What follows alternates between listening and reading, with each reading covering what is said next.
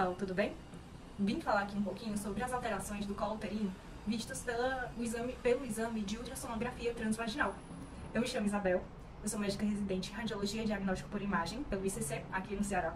E eu já tenho uma pós-graduação em ultrassom geral pelo Einstein, em São Paulo. Separei aqui algumas alterações benignas e malignas, que são bem comuns no dia a dia, que podem assustar, podem estranhar, e eu acho interessante fazer uma aula sobre isso. A primeira alteração que eu vou falar é da plica palmate. Um remanescente da fusão dos ductos Müllerianos aparece com pequenos dobros na região anterior e posterior do colo uterino. E é uma coisa que me pegou de surpresa. Essa da imagem, né, do ultrassom, ela tá um pouquinho discreta, mas às vezes essa plica é um pouco mais exacerbada. Então pode assustar, pode dar um leve estranhamento para quem veja primeiro, por isso que eu coloquei aí a primeira alteração. Segunda alteração são os cistos de Naboth. Não sei como é que é a rotina de ultrassom no hospital, nas clínicas que vocês trabalham. Geralmente, a grande maioria que eu vejo, não coloca esses cistos. Por quê? Quando você entrega o laudo para uma paciente que ela vê cistos de Naboth, o que é isso?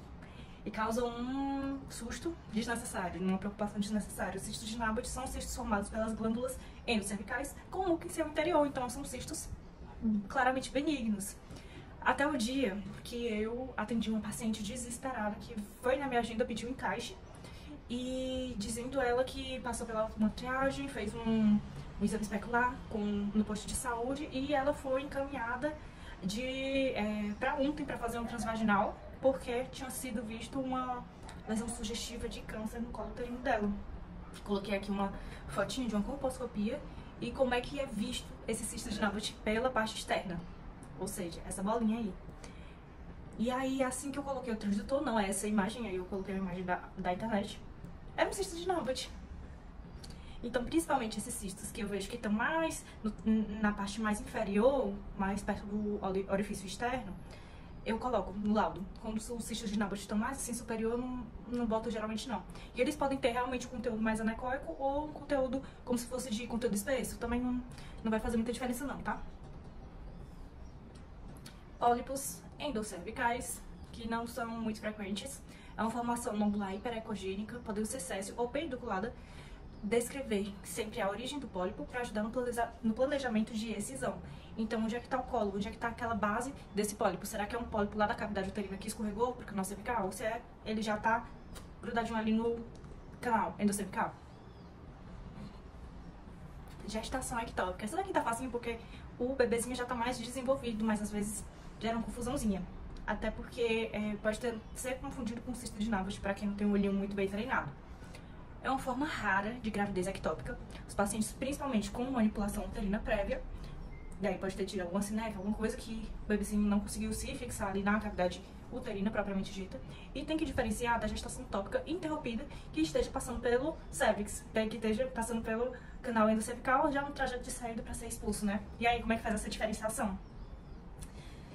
Pelo que eu li, a gestação ectópica propriamente dita, né, que foi implantada no canal cervical, ela vai ter um orifício interno e externo fechados, certo?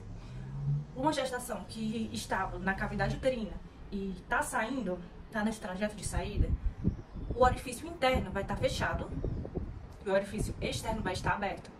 Por onde ele passou já vai fechando, para onde ele vai passar ainda está abrindo. Então é assim que você diferencia se é um embrião que foi implantado propriamente dito lá no colo uterino ou se estava lá na cavidade uterina previamente.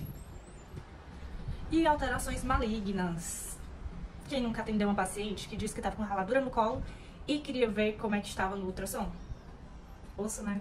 É uma quebra de expectativa muito grande porque a pessoa acha que a raladura do colo uterino é um brocotomo, é uma massa, é uma coisa gigante, mas não, gente. Às vezes é só depois de uma avaliação pelo microscópio que a pessoa dá esse diagnóstico, né? Essa alteração de displasia de alto grau. Então são alterações celulares, assim, pequenininhas. Às vezes não dá pra ver pelo ultrassom, às vezes não dá pra ver pelo olho nu. E o carcinoma cervical uterino é uma das neoplasias mais comuns do mundo. Tem um amplo espectro de alterações pelo ultrassom. Então não é uma lesão X que você vai ver e pá, isso daí é um CA. Tem muita alteração diferente que pode até confundir com as alterações benignas. Mas geralmente, ó, essa imagem aí é uma massa. Geralmente é diagnosticado, né, em pacientes mais velhos, mais idosos. e que já esteja com alteração certamente evoluída. Uma assimetria, né, da parte anterior e da posterior do colo uterino deve chamar a atenção. Essa massa, ela tem uma correspondência pela ressonância. E aí já dá pra ver que tinha comprometimento. E outras partes do colo uterino também. O adenoma maligno é uma alteração de uma proliferação com áreas císticas em permeio. E quando você vai jogar o Doppler na parte mais sólida, é uma lesão que capta muito Doppler, muito mesmo. Então pisca. Vai chamar bastante atenção esse caso. Achei essa tabelinha muito bacana. E como eu vos falei, são vários espectros que podem acontecer. Aqui são os mais frequentes, tá?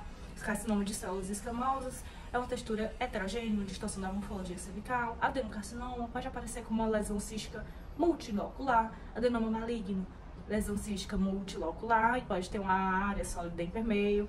E outros tumores malignos, geralmente uma massa heterogênea inespecífica, mas com a vascularização, ó, brilhando. E é isso, gente. A aula é bem curtinha, eu sempre acreditei que as aulas servem para você ter mais curiosidade e conseguir se sentir motivado a ir atrás de aprofundar os assuntos. Tem muita aula legal, apresentação, artigo de alterações do colo uterino pela internet, é facinho de encontrar. E eu espero ter despertado aí uma curiosidade para vocês saberem mais sobre as alterações do colo uterino. Até a próxima!